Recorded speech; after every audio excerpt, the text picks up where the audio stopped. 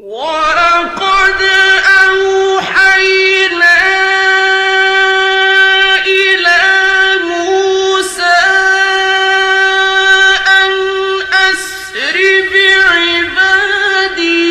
فَاضْرِبْ لَهُمْ طَرِيقًا فِي الْبَحْرِ يَبَسًا لَّا تَخَافُ